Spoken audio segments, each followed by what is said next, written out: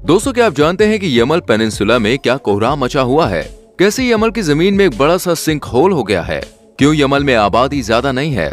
इस sink hole की वजह क्या है? एक के बाद एक सिंक होल कैसे जमीन को बेजान कर रहे हैं? यमल के अलावा और किन इलाकों में इन सिंक होल ने अपना कब्जा जमा लिया है? क्या इन्हें रोक पाना मुमकिन है या फिर ये ऐसे ही दुनिया में अपना बसेरा बनाते जाएंगे? क्या इस गहरे गड्ढे की वजह एस्टेरॉयड है या फिर कोई गैस? अगर आप भी जानना चाहते हैं सभी सवालों के जवाब, तो हमारे संग वीडियो में एंड तक बने रहें। दोस्तों, आज वैज्ञानिक अंतरिक्ष तक जा पहुंचे हैं और वहां के अनसुलझे राज को सुलझाने की कोशिश कर रहे हैं और इनकी जीतोड़ मेहनत से एक के बाद एक प्रोजेक्ट मिशन सफल भी हो रहे हैं।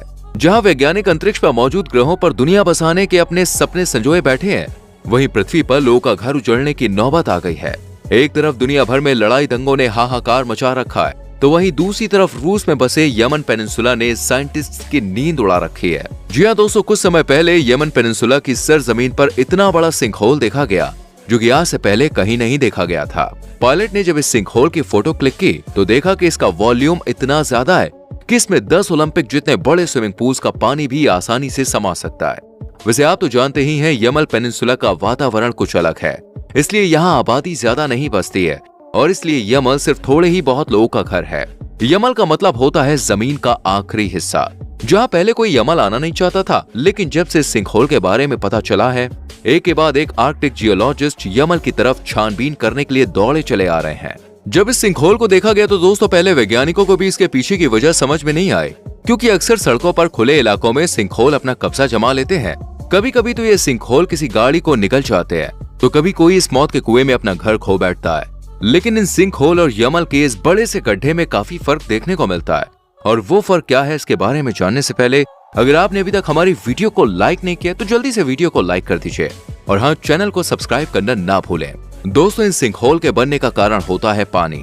सही सुना आपने, पानी, जो कि जमीन के निचले हिस्से को काफी कमजोर बना देता है और इसकी वजह से जमीन नीचे की तरफ बैठ जाती है और एक होल सा बन जाता है। लेकिन जो नॉर्मल सिंक होल आपने देखे होंगे वो ज्यादातर फ्लैट होते हैं और उनका जो मलबा और जमीन होती है वो भी अंदर की तरफ धसी होती है। लेकिन यमल पेनिनसुला के इस सिंक होल का आकार न सिर्फ गहरे कुएं की तरह है, बल्कि इसकी जो एजेस थी वो भी उभरी हुई थी और सारा मलबा भी इसके अंदर नहीं बल्कि दूर दूर तक फैला हुआ था।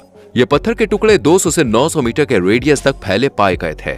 ये सब देखने के बाद साइंटिस्ट का कहना है कि ये गड्ढा एस्टेरॉयड की वजह से बना है, लेकिन वहीं दूसरी तरफ ये कहा जा रहा था कि ये नेचुरल ब्लास्ट था, यानी कि ज्वालामुखी के नीचे जमीन में उबलने वाला लावा इस तरह के धमाके पैदा कर सकता है। बट अगर ऐसा होता है तो इस सिंक के अंदर कुछ तो लावा के पार्टिकल्स वगैरह देखने को मिलते ही, लेकिन यहाँ पे ऐसा कुछ भी नहीं है। ये देख हर कोई सोच में पड़ गया कि आखिर फिर ये गड्ढा कैसे बना। इसको जानने के लिए इसमें से कुछ हवा, मिट्टी और पानी के सैंपल इकट्ठा कर ये जानकारी हासिल की कि इसके अंदर सबसे ज्यादा मीथेन गैस पाई जाती है। ये मीथेन गैस कार्बन और हाइड्रोजन से मिलकर बनती है। ये एक नेचुरल गैस है। इस गैस की खासियत होती है कि जब भी ये हवा के साथ संपर्क करती है तो आग का रूप ले लेती है और यही सिंक होल के साथ भी हुआ। यहाँ मौजूद भारी मात्रा में मीथेन गैस थी जिसने हवा के साथ कनेक्शन बनाया और आग का रूप लेकर इस जमीन को खोखला कर दिया। अब वैज्ञानिक दोस्तों इस राज से पर्दा उठा चुके थे और इससे पहले कि ये इस चैप्टर को क्लोज कर मीथेन गैस के बारे में पता लगाते कि ये इतनी मात्रा में आई कहां से है, उससे पहले ही यमन की सरजमीन पर 1 या 2 नहीं बल्कि 8 और ऐसे सिंक होल पाए गए। इन सिंक होल्स को देखने पर भी यही लग रहा था कि ये धमाकों की चोट से बने हुए हैं और जांच करने के बाद एक खुलासा हुआ कि साल 2014 के बाद से यमन में एक के बाद एक सिंक होल्स बन रहे हैं। लेकिन इतने सारे सिंक होल का बनना बहुत ही हैरान कर देने वाला था और सबसे हैरानी की बात तो ये थी कि इन सब के पीछे हाथ था क्लाइमेट चेंजिंग का, जिस वजह से जमीन फटकर एक गड्ढा बन रही थी। वैज्ञानिकों ने देखा कि जब साल 2014 में ये पहला सिंक होल बना तो साइबेरिया में जो टेम्परेचर था वो काफी हाई था और बाकी के जितने भी सिंक होल्स ने जमीन पर अपने पैर पसारे उस वक्त भी यहाँ का तापमान काफी गर्म था। लेकिन वैज्ञानिकों के लिए ये समझ पाना बहुत मुश्किल था कि आखिर इन सिंक होल्स का क्लाइमेट के साथ क्या ताल्लुक है और इस पहेली को सुलझाते हुए उनकी नजर यमल से कुछ दूर आर्कटिक सर्कल पर पड़ी, जो कि शायद इनकी इस पहेली का जवाब बनकर खड़ा था। अलास्का में मौजूद शेल लेक दूसरी लेक से काफी अलग थी। इसका जो बिहेवियर था उसमें कुछ अलग ही हलचल और मिस्ट्री देखने को मिली।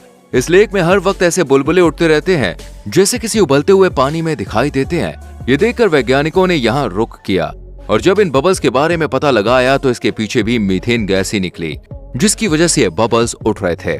ऐसा पहली बार देखा गया है कि किसी झील से 10 टन मीथेन गैस रोजाना निकल रही हो। इतनी भारी मात्रा में जहरीली गैस का निकलना किसी खतरे से खाली नहीं था।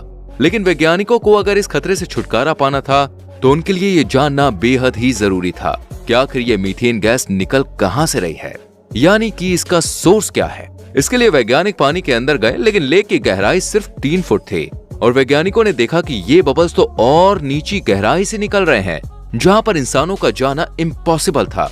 ऐसे में दोस्तों उन्होंने सोनार स्कैनिंग की मदद ली और जमीन के नीचे इस झील का 3D मॉडल तैयार किया गया और पाए कि जहां से बबल्स निकल रहे हैं वो जगह 50 फीट गहरी है। ये ठीक ऐसा था जैसे यमल के सिंक होल का हाल था।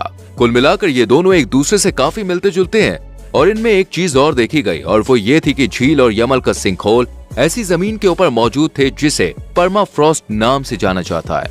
अब ये क्या भला है, यही सोच रहे हैं ना? तो चलिए मैं इसे आसान शब्दों में आपको समझाता हूँ। परमाफ्रॉस्ट उस जमीन को कहते हैं जिसके नीचे बर्फ जमी रहती है और ये काफी बड़ा हिस्सा अपने अंडर में लिए हुए है। जैसे रूस, कनाडा और अलास्का जैसे देशों के कई बड़े बड़े हिस्से इस पर बने हुए हैं। लेकिन अभी आर्कटिक सर्कल का टेम्परेचर बढ़ने की वजह से ये इलाका और इसमें मौजूद बर्फ पिघलने लगी है।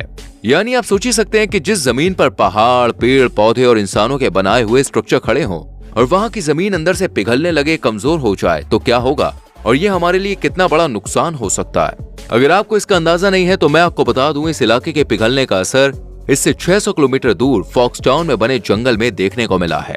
यहाँ के लोकल लोगों का कहना है कि अचानक से यहाँ खड़े पेड़ एक तरफ झुक गए हैं और सिर्फ इतना ही नहीं, जब इस जंगल के अंदर गए तो वहाँ का नजारा देख तो सभी की आंखें फटी की फटी रह गईं, क्योंकि यहाँ की जमीन धसक चुकी थी, पेड़ बेजान होकर गिर चुके थे और जमीन में एक बड़े से गड्ढे ने अपने पैर पसार लिए थे।